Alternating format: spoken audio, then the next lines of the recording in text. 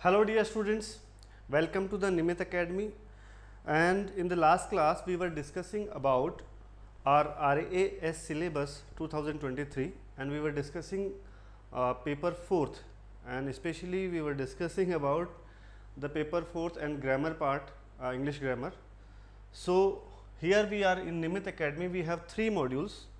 First module is about sociology, management, accounting, auditing, administrative ethics, public administration, management, sports, yoga, behaviour and law. एक ये हमने module तैयार किया है ऐसे सब्जेक्ट्स का जिनका प्रीलिम्स में कोई योगदान नहीं होता और बच्चे जो हैं जनरली इसको मेंस के टाइम पे पढ़ना शुरू करते हैं। चूँकि ये सारे बाकी और सब्जेक्ट्स वो प्रीलिम्स में अच्छे से तैयार कर चुके होते हैं, इसलिए चाहते हैं कि उनका समय बचे, क्योंकि इन सब्जेक्ट्स की उनकी अच्छी तैयारी होती है, उनके टेस्ट ही लिखना चाहते हैं, लेकिन इन सब्जेक्ट्स को वो पढ़ना चाहते हैं। तो एक स्पेशल मॉड्यूल हमने तैयार किया है, उसमें ये सारे सब्जेक्ट हैं।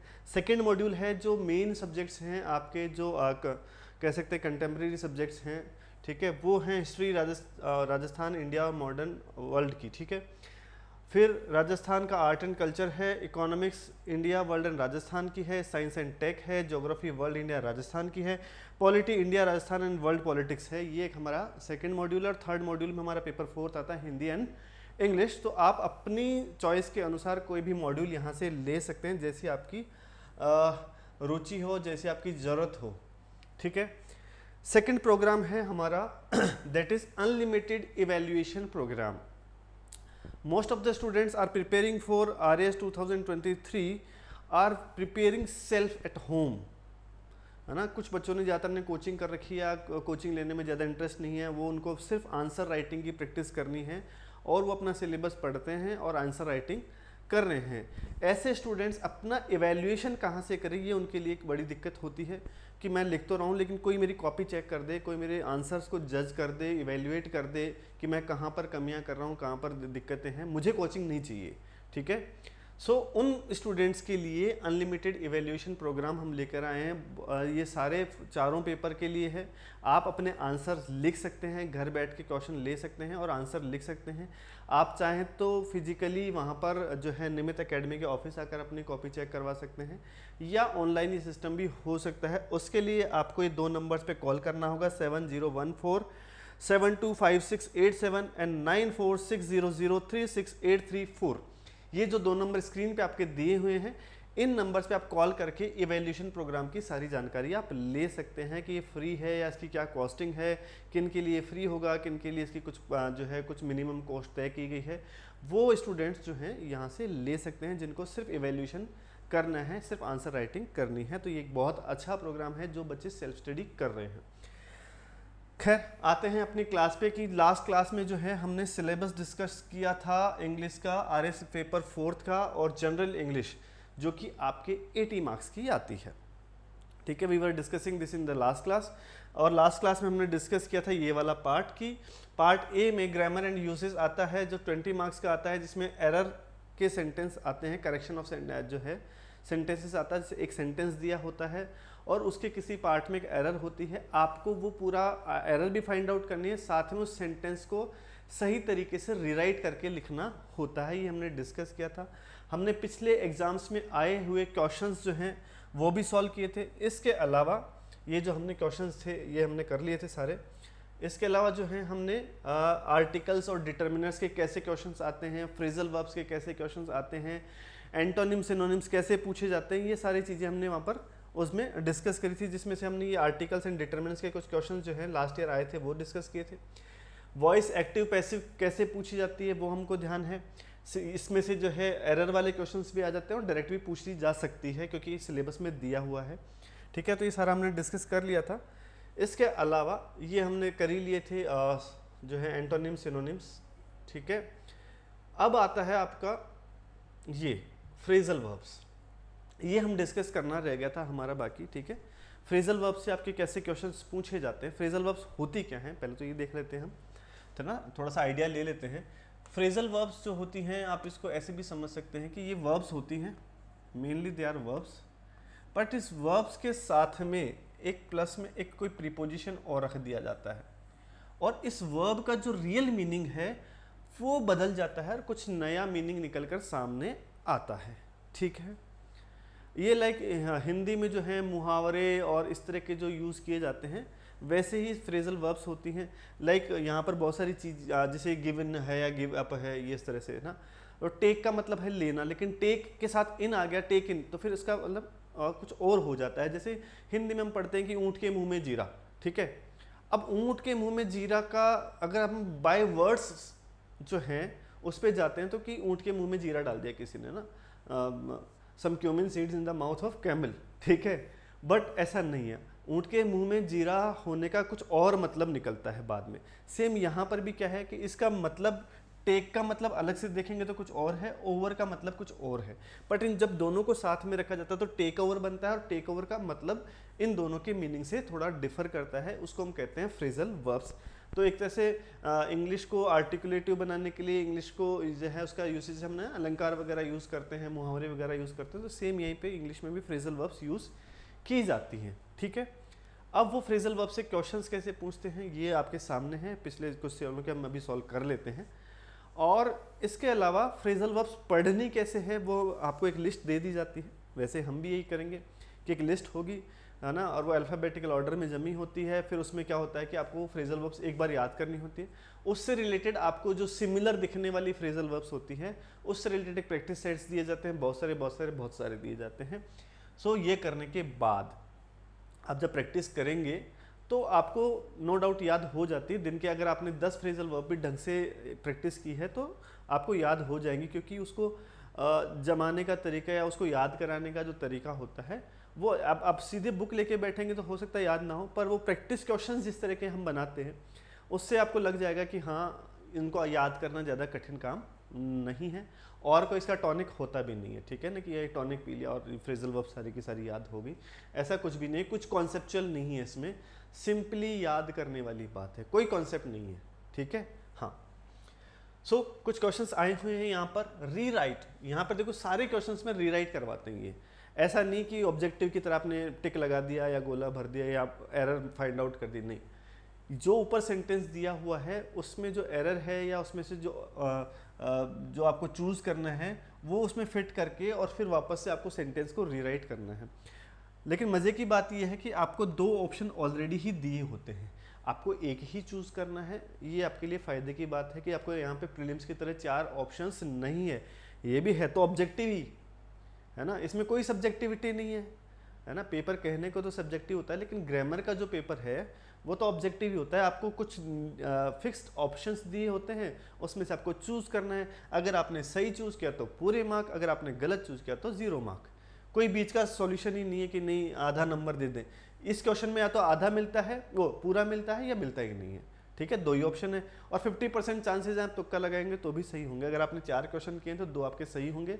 प्रोबेबिलिटी आपने मैथ्स में पढ़ी होंगी, तो प्रोबेबिलिटी तुक्का लगाने की 50% होती है, यानी कि इंग्लिश में 50%, ग्रामर में 50% मार्क्स लाना आसान है। तुक्के लगाने में 50% की प्रोबेबिलिटी तो ग्रामर में बनती है, ठीक है। लेकिन हमको 50% नहीं चाहिए, हमको चाहिए 90 to 95% एक्यूरेसी इन ग्रामर, ठीक है। और उसी के लिए हम पढ़ रहे हैं, ठीक है। पहला क्वेश्चन है, she looked so courteous and kind that I was completely taken over और टेकन इन। ये 2 फ्रेजल वर्ब हैं, इनको इस सेंटेंस में यहाँ पर जो है लिखना है। अब इनका मीनिंग क्या है? टेक ओवर एक फ्रेजल वर्ब होती है और एक टेक इन फ्रेजल वर्ब होती है। टेक ओवर जो फ्रेजल वर्ब होती है वो होती है किसी चीज पर काबू कर लेना, किसी चीज को अपने अधिकार में ले लेना। The new president has took over, ठीक है, या टेकन ओवर द बोर्ड, ठीक है। नए प्रेसिडेंट ने बोर्ड पे टेक ओवर कर लिया, उस पर काबू कर लिया, या किसी जो है सोसाइटी पे किसी ने, या किसी कंपनी पे किसी ने टेक ओवर कर लिया। तो इस तरह से टेक ओवर ये जो है किसी चीज़ पे अधिकार प्राप्त कर लेना टेक ओवर होता है। टेक इन का मतलब होता है किसी चीज़ के झांसे में आ जाना, किसी चीज़ के लपेटे में ना, उसके भुलावे में आ जाना, ठीक है, पिघल जाना कहते हैं ना, वो वाला। तो ये टेक इन का मतलब वहाँ है। अब इस सेंटेंस को दोबारा पढ़िए। She looked so courteous and kind that I was completely क्या है, मैं पिघल गया भाई, है ना, मैं उसके झांसे में आ गया। वो इतनी कर्टियस मतलब विनम्र, और काइंड इतनी दयालु, इतनी विनम्र दिखी कि मैं झांसे में आ गया। तो यहाँ पर क्या है, राइट ऑप्शन आपका क्या होगा, टेक इन। ठीक है, नेक्स्ट क्वेश्चन जो है 2018 में आया था, we are still at odds and ends. एक तो जो है फ्रेजल वर्ब ये इन्होंने दी है, एट ओड्स एंड एंड्स, और दूसरी है एट डेगर्स ड्रॉन। ठीक है, with the education minister over the changes in the syllabus. अब इन जो दो फ्रेजल वर्ब्स हैं इनके क्या क्या मीनिंग है, जैसे अगर आपको मीनिंग पता चलेगा आप जो है सेंटेंस में सही से उसको जो है अरेंज कर देंगे।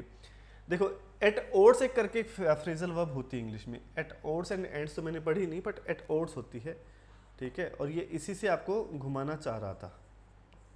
एट ओड्स का मतलब होता है किसी चीज पे सहमति नहीं बनना, है ना। आप उस पॉइंट पे हो, मैं इस पॉइंट पर हूँ, दोनों में कोई कंसेंसस नहीं है, कोई सहमति नहीं है, कोई एग्रीमेंट नहीं बन पा रहा है, तो वी आर एट ओड्स।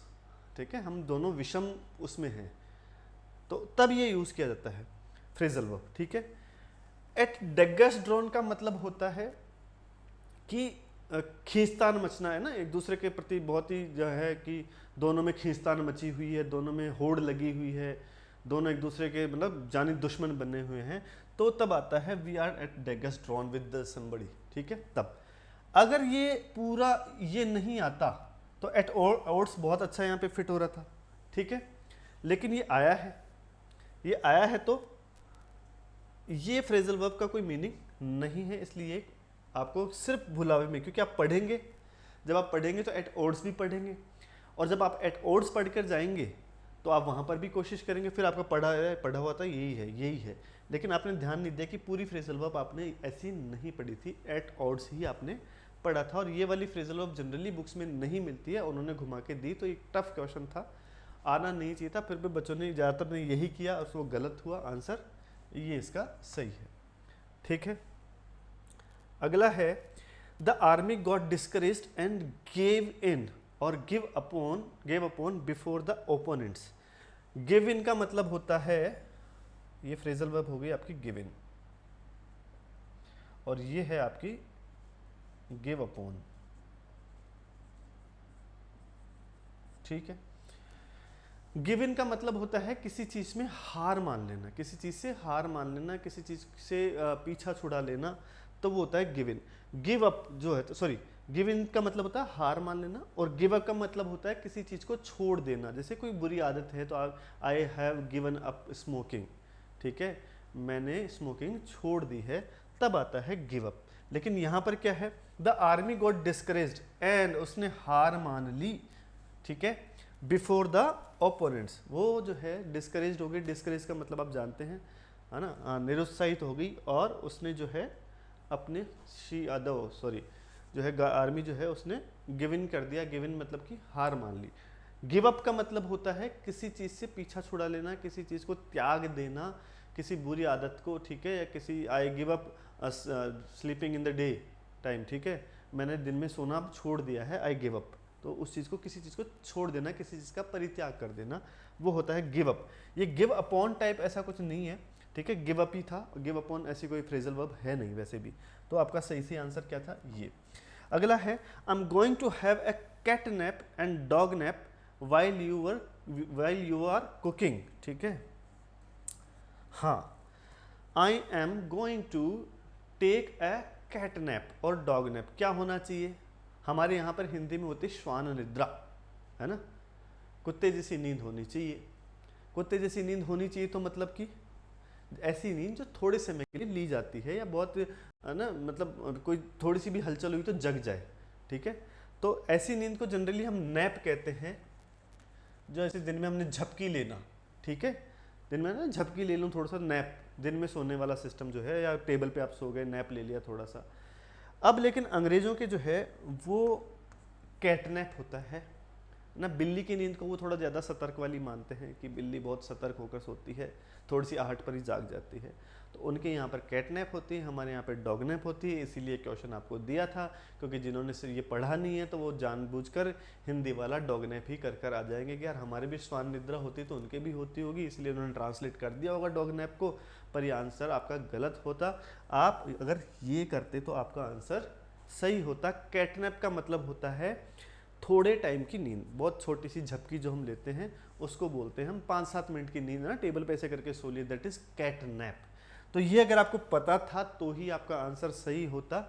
हाँ 50% का तो वैसे भी सही होता, ठीक है, तुक्का लगता तो 50% लोगों को तो वैसे भी सही होता, पर ऐसे वर्ड्स जो हैं जनरली याद नहीं होते, हो तो बहुत अच्छी बात है।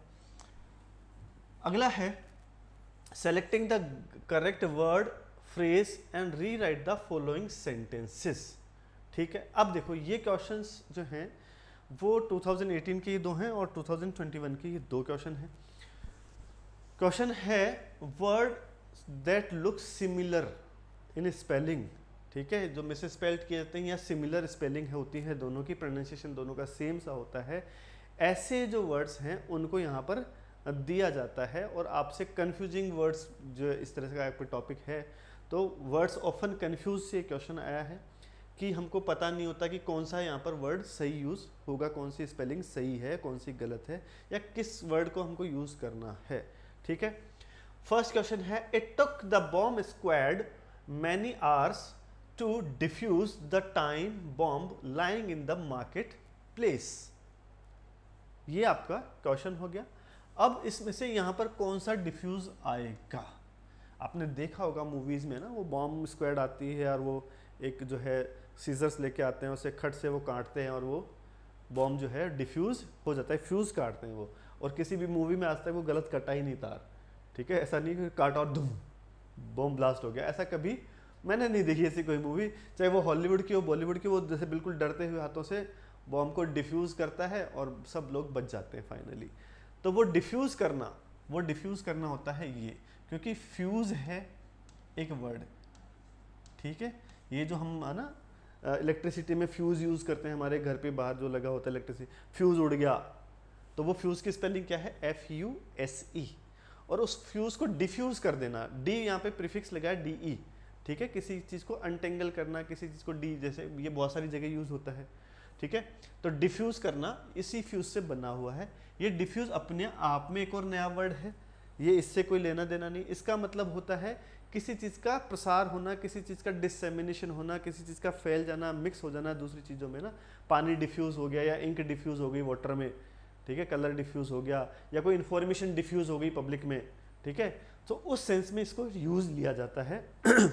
और वो है आपका डिफ्यूज़। बहुत ही आसान था, जिसको फ्यूज़ का मतलब पता है या स्पेलिंग उसको पता है कि फ्यूज़ की स्पेलिंग क्या होती है, वो आसानी से इस क्वेश्चन को कर सकता था। अगला है her resilience and spirit has always shone her mettle during difficult times. ये भी आसान था। ये आसान इसलिए था कि इस मेटल का तो मतलब आपको पता है। इस मेटल का मतलब होता है वेलोर, करेज, साहस, उत्साह, इस तरह का इसका कोई मतलब होता है।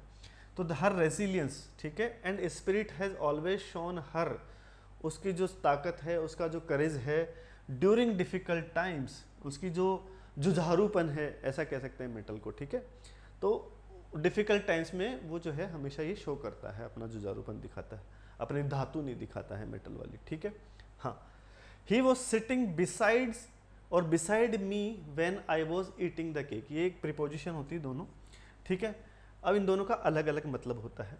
इस बिसाइड का मतलब होता है समथिंग या समबडी एज नियर यू, आपके जो पेरीफेरी में, आपके साइड में कोई बैठा है, उसका मतलब होता है बिसाइड।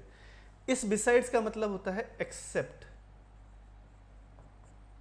ठीक है, के अलावा या उसके साथ साथ ये लोग भी जा रहे हैं, बिसाइड्स मी, ठीक है, बिसाइड्स हिम, उसके अलावा देर आर मैनी पीपल, उसके अलावा और भी लोग हैं जो जा रहे हैं, उसके साथ साथ और भी लोग हैं जो जा रहे हैं। तो इस तरह के सेंस में इसको यूज़ लिया जाता है बिसाइड्स को, ठीक है, क्लियर है बात।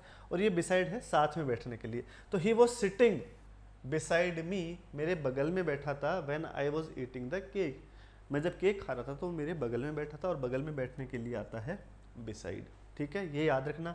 ये बहुत ही कॉमन एग्जाम्पल है, जब हम प्रीपोजिशन पढ़ते हैं तब भी पढ़ाया जाता है, वर्ड्स ऑफन कन्फ्यूज में पढ़ाया जाता है, क्योंकि जनरली बिसाइड्स और बिसाइड में बच्चा पढ़ कर भी कंफ्यूज हो ही जाता है एंड टाइम पे, तो ये याद रखना। He was confident and confident that he would clear his exam, ठीक है, ये बहुत दिखने में क्लियर दिख रहा है। ये बना है आपका जो कॉन्फिडेंस वाला जो आता है, कॉन्फिडेंट मैं बहुत कॉन्फिडेंट हूँ आरएस एग्जाम को लेकर, ऐसा वाला। सो ही वॉज कॉन्फिडेंट, तो आंसर तो यही है। इस कॉन्फिडेंट का मतलब होता है somebody which is very near to you, which has your all the plans, ठीक है। ऐसा व्यक्ति जो आपका बहुत ही विश्वास पात्र आदमी हो, उसको कहा जाता है confident. He is my confident, ठीक है, वो मेरा कॉन्फिडेंट है, वो किसी को ये बात बताएगा नहीं, तो उसको कहा था राजदार, ठीक है, हाँ हमराज, तो वो है आपका कॉन्फिडेंट। क्लियर है बात? हाँ, तो इस तरह के क्वेश्चंस आपको वर्ड्स ऑफन कंफ्यूज में पूछे जाते हैं। एक लिमिटेड सी लिस्ट है इसकी, इंग्लिश की हर ग्रामर की बुक में दी हुई है, और उस लिमिटेड सी लिस्ट के ज़्यादातर एग्जाम्पल्स को हमने क्वेश्चंस बना रखे हैं ऑलरेडी, हमारी शीट्स तैयार हैं। जब आप पढ़ेंगे तो वो सारे के सारे 2 क्लास के आपके सारे वर्ड्स ऑफन कंफ्यूज्ड हैं, उसके एक एक वर्ड को हमने 2-2 3-3 बार सेंटेंस में यूज़ करके अच्छे से समझाया हुआ है। तो यहाँ पर मेरे हिसाब से ऐसा कोई क्वेश्चन या ऐसा कोई वर्ड था भी नहीं जो हमारी शीट्स में है नहीं या आएगा नहीं, तो ये आपके 2 नंबर यहाँ से आसानी से कवर हो सकते हैं।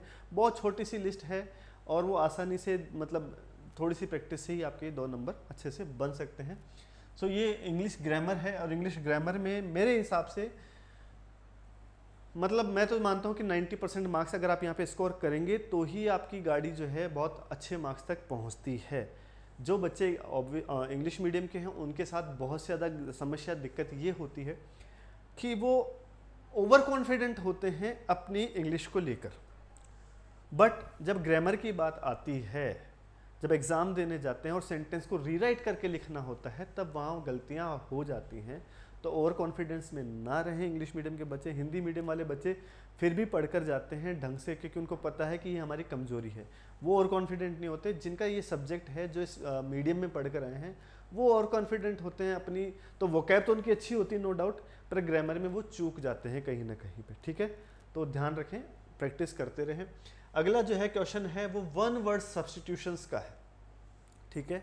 हाँ, 1 वर्ड सब्स्टिट्यूशंस जो हैं वो आपके आए हुए हैं। 1 वर्ड सब्स्टिट्यूशन में, a person who is primarily concerned with making money at the expense of ethics. ऐसा पर्सन जिसको सिर्फ पैसा कमाना है, उसका ध्यान सिर्फ पैसा कमाने में है, at the expense of ethics. Ethics नाम की उसकी कोई चीज़ होती ही नहीं है उसकी डिक्शनरी में, ठीक है। साम दाम दंड भेद, कैसे भी पैसा हाथ में आना चाहिए, अंटी में पैसा आना चाहिए उसके, ठीक है। ऐसे पर्सन को कहा जाता है, ठीक है। हाँ, तो ऐसे पर्सन को कहा जाता है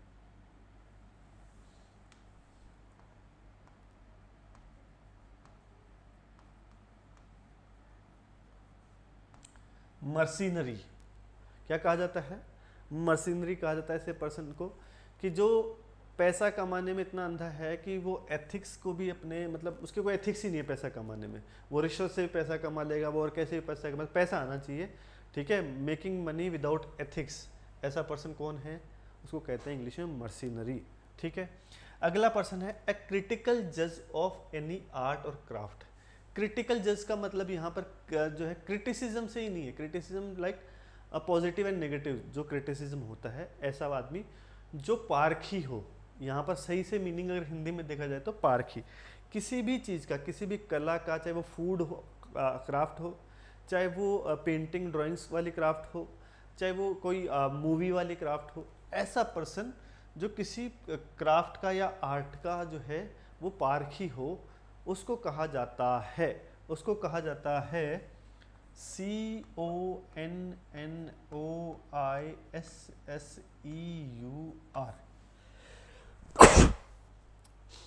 क्या कहा जाता है? कॉन्सर। एक फ्रेंच वर्ड है पर इंग्लिश में यही यूज़ किया जाता है। हाँ, जैसे इंग्लिश, हाँ हिंदी से बहुत सारे वर्ड्स आते हैं, लैटिन से बहुत सारे वर्ड इंग्लिश में हैं, ऐसे ये वर्ड जो है फ्रेंच से इंग्लिश में आया है, इसलिए फ्रेंच में तो इसको कॉन्सर ऐसे ही कुछ बोलेंगे, पर इंग्लिश में इसको सही प्रोनाउंस किया जाता है कॉन्सर के रूप में, ठीक है। तो कॉन्सर ये आदमी होता है, इसको कहा जाता है कि भाई पारखी है ना, जैसे हम कहें a diplomatic representative of a country to another country. एक कंट्री का दूसरे कंट्री में जो डिप्लोमेटिक रिप्रेजेंटेटिव है उसको कहा जाता है, बहुत ही ईजी था ये, इसको कहा जाता है एम्बेसडर, AMBASSADOR, ठीक है। हाँ, एम्बेसडर कहा जाता है ना। आपको याद होगा एक कार आती थी इसी नाम से, हिंदुस्तान मोटर्स जो है बिरला की कंपनी थी इंडिया में, वही मोटर्स बनाती थी। टाटा से भी पहले उन्होंने शुरू किया था गाड़ियाँ बनाने का काम, कार बनाने का काम उनका ही था। मारुति के आने से पहले इंडिया की जो एकमात्र कार थी वो थी एम्बेसडर। ये जो बिरला की ये हिंदुस्तान मोटर्स थी, ये एक मोटरसाइकिल भी बनाती थी। उस मोटरसाइकिल को हम बोलते थे राजदूत मोटरसाइकिल। तो इंडिया में एक मोटरसाइकिल बनती थी और एक कार बनती थी, दोनों का जो था नाम सेम ही था। इंग्लिश में उसको एम्बेसडर बोलते थे कार को, और इसी का हिंदी वर्जन जो है राजदूत, वो हमारा क्या हो जाता था, मोटरसाइकिल। तो मोटरसाइकिल हिंदी थी और कार हमारी इंग्लिश थी, ठीक है। तो है diplomatic representative of a country to another country, that is ambassador of that country, ठीक है। as showing independence in thoughts and actions, ऐसा पर्सन जो अपने एक्शंस में, अपने थॉट्स में इंडिपेंडेंस शो करता हो, जो किसी के ओपिनियन से, किसी के प्रेशर से जो है उस पर कोई बाउंड्रीज नहीं है, ऐसे पर्सन के ऊपर वो उसका खुद का इंडिपेंडेंट थॉट है, ठीक है, उस अपने इंडिपेंडेंट एक्शंस ले सकता है, ऐसे पर्सन को कहा जाता है मैवरिक, जिस पर किसी का कोई कंट्रोल नहीं है, ठीक है। ऐसे पर्सन को कहा जाता है मैवरिक, ठीक है। हाँ, मुंबई मैवरिक्स है, याद आया? किसी ने वेब सीरीज वगैरह देखी हो तो ऐसी टीम थी किसी वेब सीरीज में, I don't know the name. And now translation, ठीक है। ये ग्रामर में तो नहीं आता पर कंपोजिशन में वहाँ पर आपके आता है। और क्या लिख रहे हैं ये, तो ग्रामर में तो नहीं आता पर कंपोजिशन में ही आता है आपका ट्रांसलेशन। और आपका जो हिंदी वाला पेपर है वहाँ पर भी एक पैराग्राफ दिया जाता है, उसको भी आपको ट्रांसलेट करना होता है हिंदी में। यहाँ पर जो हिंदी का दिया होता है उसको इंग्लिश में ट्रांसलेट किया होता है। वो वहाँ वाला ट्रांसलेशन भी आपको इंग्लिश का ही टीचर पढ़ाता है, क्योंकि हिंदी वाले टीचर्स तो इंग्लिश का ट्रांसलेशन पढ़ाएंगे नहीं, क्योंकि हमारी मदर टंग जो है वो हिंदी है। तो इंग्लिश वाले टीचर की वो जिम्मेदारी भी और ये जिम्मेदारी भी है। ट्रांसलेशन होता कैसे है, इसके लिए आपको टेंस बहुत अच्छे से आने चाहिए। टेंस मतलब कि सिंटेक्स ऑफ द सेंटेंस कैसा है, पहले वर्ब आएगी कि पहले ऑब्जेक्ट आएगा कि पहले सब्जेक्ट आएगा। किस सेंटेंस में मान लो सब्जेक्ट ही नहीं हो, ठीक है, तो फिर उस सेंटेंस में जो कौन सा फ्रेज सबसे पहले रखा जाएगा। किसी सेंटेंस में वर्ब ही ना हो, जैसे my father is a doctor, अब इसमें वर्ब क्या है, इसमें तो कोई क्रिया ही नहीं है, ठीक है। तो फिर हेल्पिंग वर्ब कहाँ रखी जाएगी, कैसे नहीं रखी जाएगी, इंटरोगेटिव सेंटेंस में कहाँ पर हेल्पिंग वर्ब आती है, ये सारे जो है रूल्स आपको पता होने चाहिए। उसको हम कहाँ पढ़ते हैं, टेंस में। इसके अलावा आपको पैसिव और एक्टिव वॉइस आनी चाहिए, इसके अलावा आपको नरेशन आना चाहिए, और इसके सबसे इम्पोर्टेंट आपकी वोकैब होनी चाहिए, ठीक है।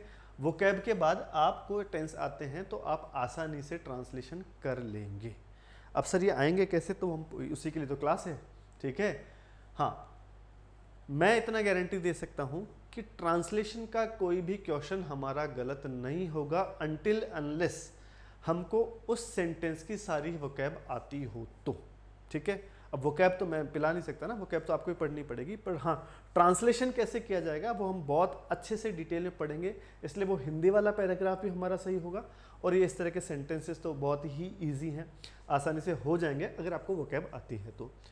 हल्दी में बहुत से औषधीय गुण होते हैं, ठीक है।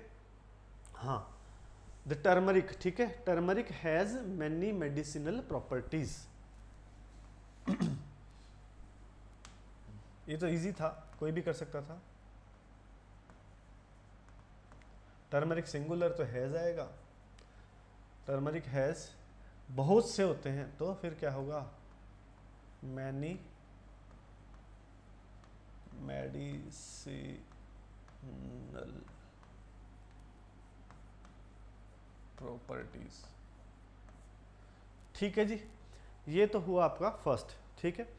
अब समय आ गया है कि अज्ञानता और निरक्षरता को जड़ से उखाड़ दे, ठीक है। अब ये जड़ से उखाड़ देना, ये क्या है, एक तरह की फ्रेजल वर्ब है इंग्लिश में, जैसे हिंदी में भी है ना। अब कोई निरक्षरता की जड़ तो होती नहीं रियल में, तो ना कि ऐसे जड़ें हों, निरक्षरता को उखाड़ दिया प्रधानमंत्री ने और कल से सब साक्षर हो गए। बट इफ एक मुहावरे के रूप में यूज लेते हैं हम, जड़ से उखाड़ देना, लेते हैं नहीं लेते। सेम यही इंग्लिश में फ्रेजल वर्ब्स हैं जो हम बात कर रहे थे कि मीनिंग बदल जाता है। उखाड़ना यहाँ पर वो वाला उखाड़ना नहीं है जो हम ऐसे खींच के उखाड़ते हैं, जड़ से उखाड़ देना इस सेंटेंस में अलग मतलब है। जड़ से उखाड़ देना इस सेंटेंस में मतलब है हालांकि भाई यहाँ से ख़त्म कर देना, ये जो दोनों चीज़ें हैं इनको ख़त्म कर देना, इनको मिटा देना, उसको कहते हैं हम जड़ से उखाड़ देना। तो ये फ्रेजल वर्ब है। इस फ्रेजल वर्ब का इंग्लिश क्या होगा? अपरूट। ठीक है, इसका इंग्लिश वर्ब क्या होगा?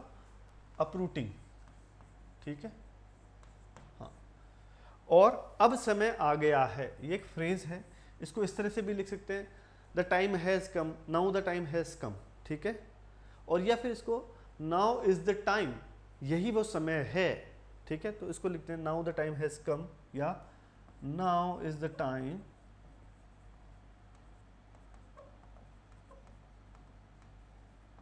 कौन सा टाइम है भाई? ये दैट। ठीक है, now is the time, don't not that, now is the time to. अब आपकी क्या आ गई? वर्ब। क्या वर्ब है ये?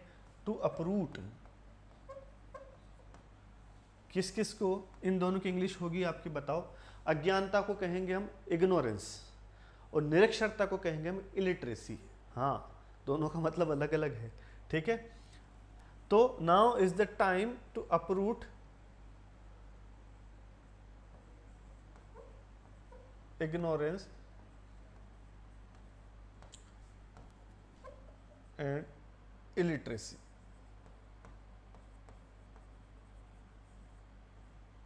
ठीक है, ये हो गया आपका।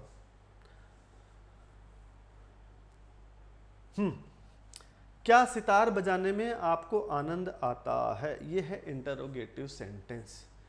तो इसका अगर क्वेश्चन हटाते हैं, है ना, तो क्या बनेगा? पहले तो सेंटेंस बनेगा सितार बजाने में आपको आनंद आता है। ठीक है, ये एक नॉर्मल सेंटेंस है, उसको हमने इंटरोगेटिव में बदला क्या लगाकर, क्या आपको सितार बजाने में आनंद आता है? तो पहले तो हमारा क्या है? सितार बजाने में आपको आनंद आता है, और उसके हमने क्या लगा दिया? क्वेश्चन। क्वेश्चन बनेगा क्योंकि ये प्रेजेंट इंडेफिनिट का सेंटेंस है और यू हमारा जो है वो सेकंड पर्सन है, तो डू आएगा, डू के साथ में क्या आएगा? Do you. अब मेन वर्ब क्या है? बजाना या आनंद आना? मेन वर्ब है आपकी आनंद आता है। क्या आपको आनंद आता है? हाँ, आनंद आता है। किस चीज में? सितार बजाने में। तो एक्चुअली में जो सब्जेक्ट है, ये जो यू है, आप जो हैं, ठीक है, ये इसको क्या आ रहा है? ये काम क्या कर रहा है? इसको आनंद आ रहा है। ठीक है, रियल में वो काम क्या हो रहा है? इसको आनंद आ रहा है। सेंटेंस में ये सितार नहीं बजा रहा है, इसको आनंद आ रहा है। तो do you enjoy, main verb क्या है आपकी? एंजॉय। फिर आपकी जो है वो अगला ऑब्जेक्ट के रूप में जो वर्ब आई है दैट इज प्लेइंग सितार। ठीक है, do you enjoy playing sitar, और क्वेश्चन मार्क लगाना ना भूलें। ठीक है, अगर क्वेश्चन है तो क्वेश्चन मार्क लगाएं, अगर सेंटेंस जो है अफर्मेटिव है तो फुल स्टॉप लगाना ना भूलें। ठीक है, मार्क्स का ये ध्यान रखना, कई बार काट लेते हैं नंबर आपके। और भारतीय उपमहाद्वीप अनेक सभ्यताओं व संस्कृतियों का जनक है। किसी चीज़ का जनक होना इंग्लिश में कहा जाता है फाउंडर ऑफ या फादर ऑफ।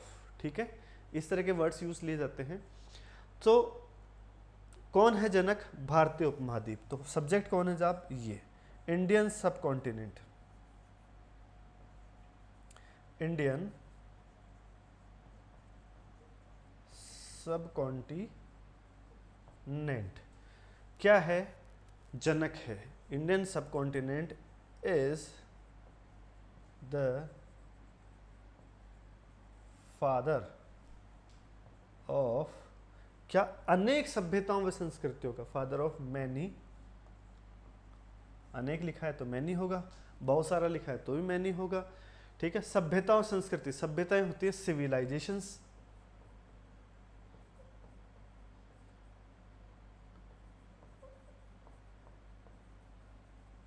और संस्कृतियां होती है एंड कल्चर्स। ये आपका सेंटेंस हो गया। ठीक है, हाँ। फिर अगला है राजा ने कैदी को अपने राज्य से निष्कासित कर दिया।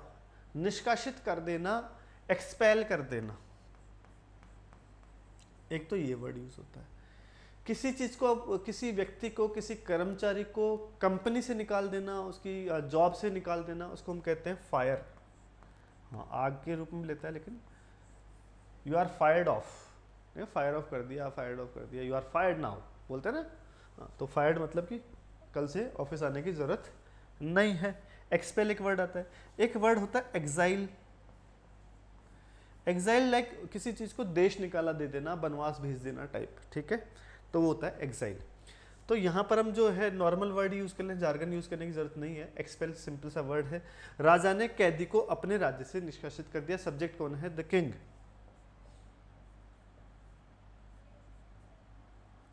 ठीक है, किंग ने, अब वर्ब आएगी, द किंग ने क्या काम किया जी?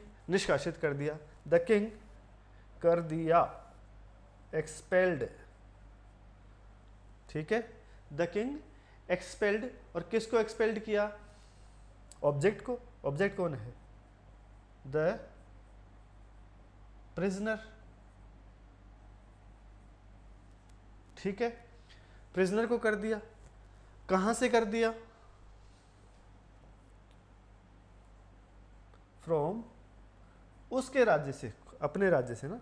तो राजा का अपना राज्य क्या है? हिज किंगडम या ऑन किंगडम। ठीक है, the king expelled the prisoner from his kingdom. ये आपका ट्रांसलेशन है। 2018 में 5 मार्क्स का 5 में से 5 नंबर आसान से। कोई ऐसा वर्ब नहीं था जो आपको याद नहीं आता हो। आपको कुछ बच्चे बोले कि सर सभ्यता संस्कृति का मतलब नहीं समझ में आया, दोनों को इंग्लिश में क्या कहेंगे? तो भैया ये तो याद रखना पड़ेगा। अज्ञानता और निरक्षरता के लिए 2 अलग अलग वर्ड्स होते हैं। वो जानबूझ के इसीलिए दिया है, वो जानबूझ के इसीलिए दिया है कि अज्ञानता और निरक्षरता भी दी, उसने सभ्यता और संस्कृति दी है। तो आसान लगने वाले भी कई बार टफ हो जाते हैं, हालांकि थे बहुत आसान। क्योंकि टफ किसको कहते हैं वो 2021 बताएगा आपको। 82021 के क्वेश्चन है। ठीक है, RS मेंस 2021 के क्वेश्चन है। ट्रांसलेशन है, बाल अपचारियों के पुनर्वसन के लिए सक्रिय न्यायिक एवं सामाजिक प्रयासों की आवश्यकता है। क्लियर है बात? बाल पुनर्वसन के लिए सक्रिय न्यायिक एवं सामाजिक प्रयासों की आवश्यकता है। तो क्या आवश्यकता है? कि पुनर्वसन की और आवश्यकता है। किसके लिए? नहीं, पुनर्वसन के लिए कुछ प्रयासों की आवश्यकता है। ठीक है, पुनर्वसन के प्रयासों की आवश्यकता है। तो मेन चीज क्या है यहां पर? आवश्यकता है किसी चीज की। ठीक है, अब आते हैं अपन इस पे। There is a need. ठीक है, किस चीज की नीड है? प्रयासों की। किसकी नीड है? पुनर्वसन की नीड नहीं है, कुछ प्रयासों की आवश्यकता है। और वो प्रयास कैसे हैं? प्रयास का एडजेक्टिव क्या है यहाँ पे? सक्रिय न्यायिक एवं सामाजिक प्रयास हैं वो। ठीक है, तो there is a need for active, ठीक है, एक्टिव जुडिशियल। न्यायिक को हम क्या लिखेंगे? जुडिशियल। सामाजिक को जुडिशियल एंड सोशल प्रयास, एफर्ट्स। ये तो हो गया आपके यहां तक। There is a need for active judicial and social efforts. अब ये किसके लिए एफर्ट्स चाहिए? इनके पुनर्वसन के लिए। ठीक है, किसके? For the rehabilitation. पुनर्वसन को क्या बोलेंगे हम? रिहेबिलिटेशन। अब ये वर्ड याद नहीं आता वहां पर। ठीक है, तो वो वाले भी वोकैब पे बेस्ड थे, जहाँ पे सिविलाइजेशन एंड कल्चर्स दे दिया आपको, यह आपको इग्नोरेंस एंड इलिटरेसी दे दिया, मिलते जुलते वर्ड्स दे दिए।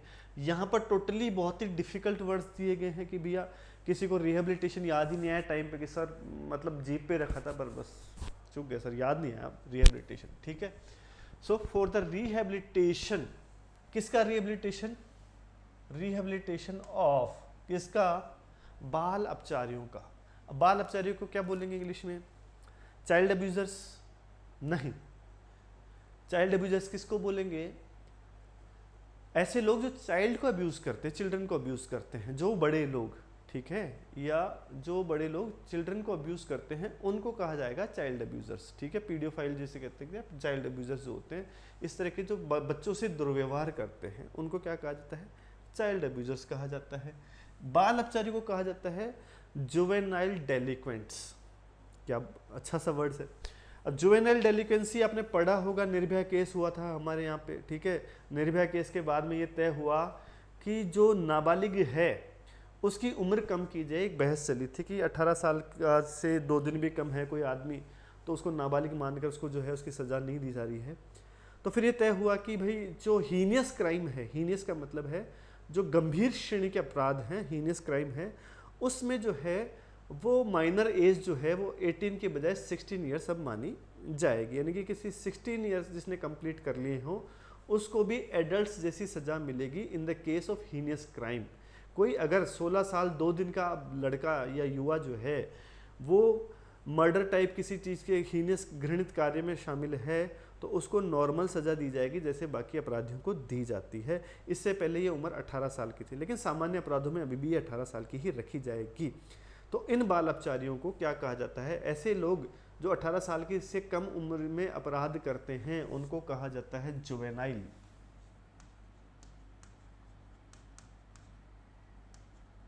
जुवेनाइल डेलिंक्वेंट्स, DELINQUENTS,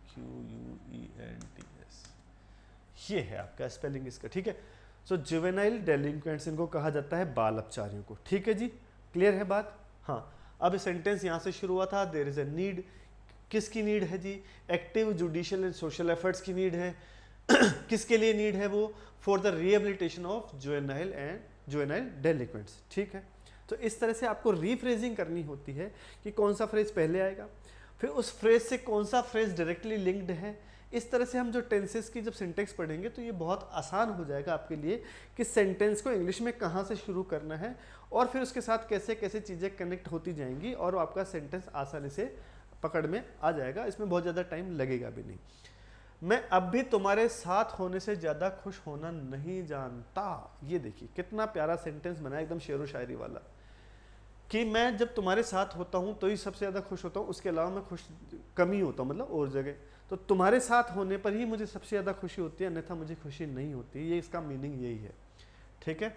मैं अब भी, आई स्टिल डोंट नो, वो सब्जेक्ट तो यही है हमारा, ठीक है। I still do not know, क्या नहीं जानते भाई? To be happier, to be happier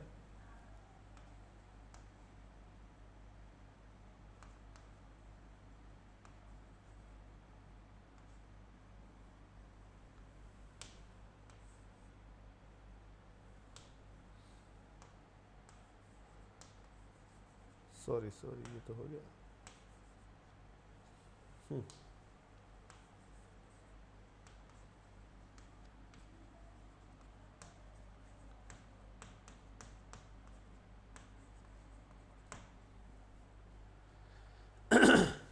clear है? हाँ, सेंटेंस छोटा सा था लेकिन थोड़ा सा टिपिकल था।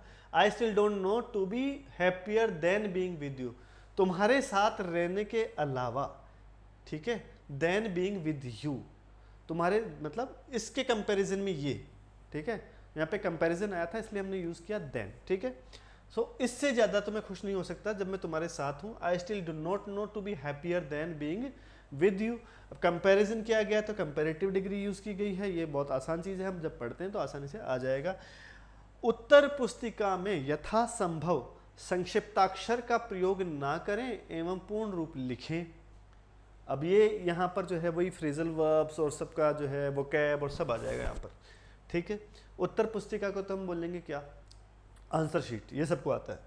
यथासंभव, एज मच एज पॉसिबल, ठीक है। यथासंभव का मतलब है जहाँ तक कि संभव हो, ठीक है, जहाँ तक संभव हो तो ये यूज ना करें, तो इसका मतलब हो गया एज मच एज पॉसिबल, ठीक है। संक्षिप्ताक्षर को लिखेंगे एब्रीविएशन, ये सबको पता है। संक्षिप्ताक्षर का मतलब है एब्रीविएशन, यानी कि जैसे आपको कॉमन एप्टीट्यूड टेस्ट है तो आप क्या लिखेंगे? CAT लिख देते हैं, ठीक है। इकोनॉमिक्स को इको ही लिख रहे हैं आप, ठीक है। तो इस तरह के संक्षिप्ताक्षर का प्रयोग ना करें, ठीक है। और पूर्ण रूप लिखें। पूर्ण रूप लिखना राइट इन फुल, ठीक है। हाँ, राइट फुल भी लिख सकते थे लेकिन ये फ्रेज है राइट इन फुल ही लिखा जाता है, जैसे लिसन के बाद हमेशा टू ही आता है, listen to me, listen to the radio, ठीक है। तो ऐसे ही राइट के साथ यहाँ पर जो है कि मतलब पूर्ण में लिखें पूर्ण, तो write in something, write in bold letters, write in italic, write in full, ठीक है। तो राइट के साथ क्या आता है, जो प्रीपोजिशन आता है वो क्या आता है हमारा, इन आता है, ठीक है। ये क्लियर है, हम पढ़ेंगे आगे। सो उत्तर पुस्तिका में यथासंभव संक्षिप्ताक्षर का प्रयोग ना करें, यह आदेश दिया जा रहा है, और वो भी कैसा है, निगेटिव, ना करें ऐसा। तो सबसे पहले वही हम लिखेंगे, आदेश देने वाली बात, ठीक है। डू नॉट, ठीक है, या डोंट, ठीक है, डू नॉट प्रयोग करें, डू नॉट यूज, ये आपकी वर्ब हो गई, ठीक है। प्रयोग ना करें, क्या प्रयोग ना करें, संक्षिप्ताक्षर का, ठीक है। हाँ, तो डू नॉट यूज एब्रीविएशंस, और कब, यथासंभव, एज मच एज पॉसिबल, ठीक है। Do not use abbreviation as much as possible, यथासंभव एब्रीविएशन का यूज ना करें। और यहाँ पे लिखा है वह पूर्ण रूप लिखें, एंड वह को हम लिखेंगे एंड राइट इन फुल,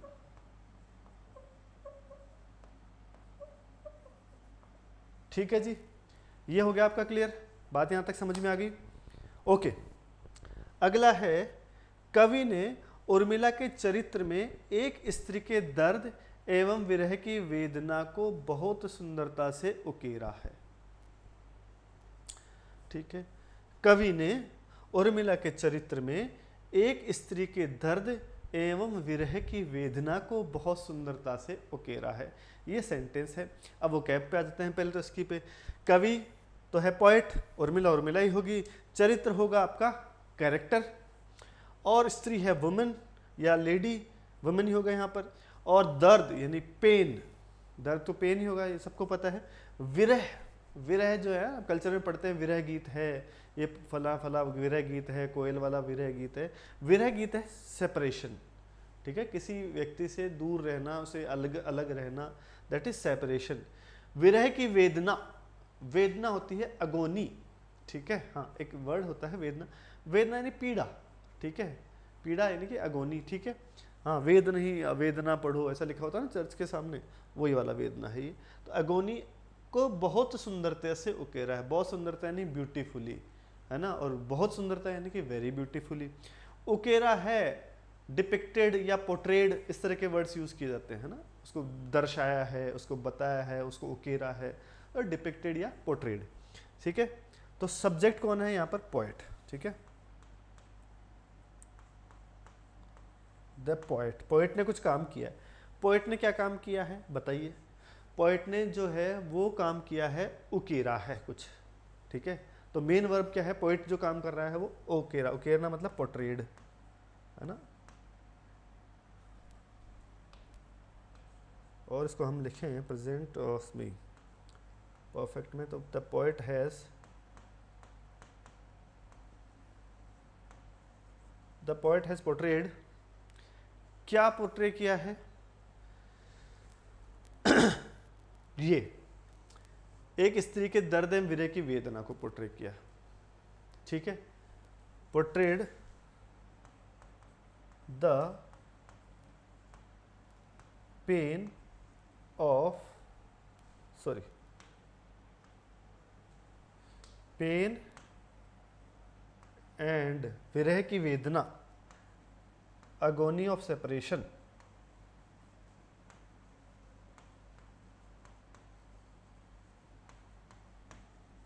ठीक है। The poet has portrayed the pain and agony of separation very beautifully, कैसे प्ले किया है, कैसे उकेरा है, वेरी, BEAUTIFULLY, ठीक है, बहुत सुंदरता से उकेरा है। कहाँ पर उकेरा है, in the character of Urmila, ठीक है, in the character of Urmila. ठीक है, ये हो गया आपका। सब्जेक्ट ने कुछ काम किया है, ये सब्जेक्ट है। टेंस हमको डिसाइड करना है, तो हमने डिसाइड किया कि ये परफेक्ट है, प्रेजेंट परफेक्ट है, तो हैज़ और पोर्ट्रेड आ गया। फिर क्या काम किया है उसने, he is portrayed the pain and agony of separation. और वो कैसे किया है, बहुत ही सुंदरता से किया है, द वेरी ब्यूटीफुली किया है। और किसके लिए किया है, तो in the character of Urmila में किया है। ये काम कहाँ पर किया उसने, यहाँ पर किया है, इस ऑब्जेक्ट में किया है। ठीक है, अगला है विद्यार्थियों के असंतोष से उत्पन्न अनुशासनहीनता का कारण उनकी ये भावना है कि उनके विचारों और आकांक्षाओं की बहुधा उपेक्षा की जाती है। सेंटेंस को दोबारा से फिर से पढ़ते हैं। विद्यार्थियों के असंतोष से उत्पन्न अनुशासनहीनता का कुछ कारण है, और वो कारण क्या है कि उनकी ये भावना है कि उनके विचारों और आकांक्षाओं की उपेक्षा की जाती है। ठीक है, तो किसी चीज़ का कोई कारण है। यहाँ पर कोई सब्जेक्ट तो है नहीं कि कोई व्यक्ति कुछ काम कर रहा हो, ऐसा तो कुछ है नहीं, तो पहले सब्जेक्ट आएगा, ऐसा कुछ नहीं है इसमें। इसमें बताया गया कि जैसे वहाँ पे पढ़ा था कि किसी चीज़ की आवश्यकता है ना, तो हमने सबसे पहले क्या यूज़ किया था, the need of this this this this. ठीक है, there is a need of rehabilitation of child, वो वाला सेंटेंस। सेम यहाँ पर भी कोई सब्जेक्ट नहीं है कि डायरेक्टली कोई कुछ काम कर रहा हो, तो यहाँ पर वहाँ पर नीड थी, यहाँ पर रीज़न है, द रीज़न। ठीक है,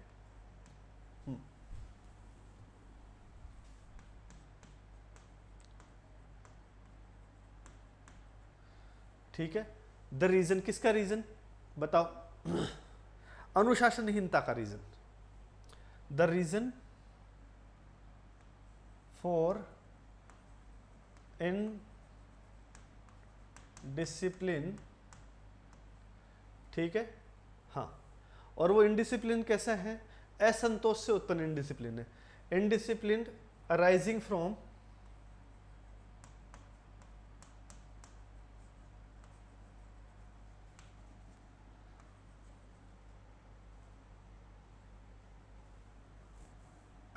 the reason for indiscipline arising from students dissatisfaction है ना, from विद्यार्थियों के असंतोष से उत्पन्न है। सिर्फ डिससेटिस्फेक्शन नहीं है, डिससेटिस्फेक्शन भी किसका है, स्टूडेंट्स डिससेटिस्फेक्शन है, STUDENTS। और उनका, ये तो ऑलरेडी प्लूरल है, और प्लूरल का भी अपोस्ट्रोफी आएगा, स्टूडेंट्स DIS सेटिस्फेक्शन। ठीक है, the reason for indiscipline arising from students dissatisfaction is there. ठीक है, इज देयर, उनकी ये भावना है। ठीक है, भावना को बोलेंगे feeling, is there feeling, sorry, क्या फीलिंग है उनकी, दैट देयर आइडियाज। ठीक है, दैट देयर आइडियाज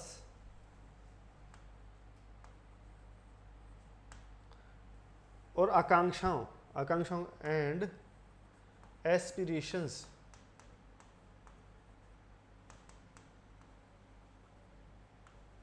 आर बहुधा उपेक्षा की जाती है। बहुधा मतलब ऑफन, ज्यादातर।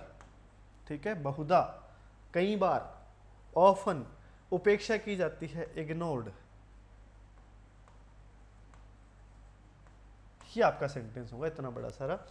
The reason for indiscipline arising from students dissatisfaction is there feeling that their ideas and aspirations are often ignored. ये कहानी हो गई आपकी। ठीक है, तो ये इस तरह का ट्रांसलेशन है, था टफ लेकिन मेजर।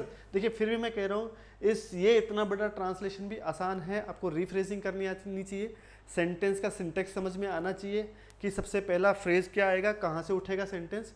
उसके अलावा जो इम्पोर्टेंट चीज़ है वो ये कि आपको सही टाइप पे सही वर्ड याद आना चाहिए। जैसे हमने पूरा आपको ट्रांसलेशन सीखा हुआ है, लेकिन एंड टाइम पे आपको जब आप एग्जाम में बैठे हो, आकांक्षा को क्या बोलेंगे, हिंदी इंग्लिश में क्या बोलेंगे, आकांक्षाओं को क्या बोलेंगे, आकांक्षाओं को क्या बोलेंगे। तो ये सबसे बड़ी दिक्कत आती है इंग्लिश मीडियम स्टूडेंट्स के लिए, क्योंकि वो हिंदी पे ज़्यादा फोकस नहीं कर रहे होते हैं, या हिंदी टू इंग्लिश की उनकी वोकैब ज़्यादा खराब है, ठीक है। ऐसे ही हिंदी मीडियम स्टूडेंट्स को जो पूरी वोकैब याद करके जाते हैं, लेकिन फिर भी कुछ ऐसे वर्ड्स होते हैं जिनकी इंग्लिश उनको सही समय पर याद नहीं आती है, ठीक है। असंतोष समझ में आ रहा था, अनुशासनहीनता भी आ गई ना, भावना भी उनको समझ में, पर कई बार ऐसा एक वर्ड आता है बहुधा उपेक्षा, यार बहुधा क्या हो गया, समझ में नहीं आ रहा। तो ये जब आप प्रैक्टिस करेंगे ना रेगुलरली, तो ऐसे वर्ड्स भी बार बार आएंगे, क्योंकि जो हमने शीट्स तैयार की हैं, प्रैक्टिस शीट्स जो है ट्रांसलेशन की, वो इसी उस पर की है कि पहले आपको बहुत ही सिंपल सेंटेंसेस हैं, फिर थोड़े से कॉम्प्लेक्स हैं, फिर कंपाउंड सेंटेंसेस हैं, फिर लंबे लंबे सेंटेंसेस और फिर पैराग्राफ्स हैं।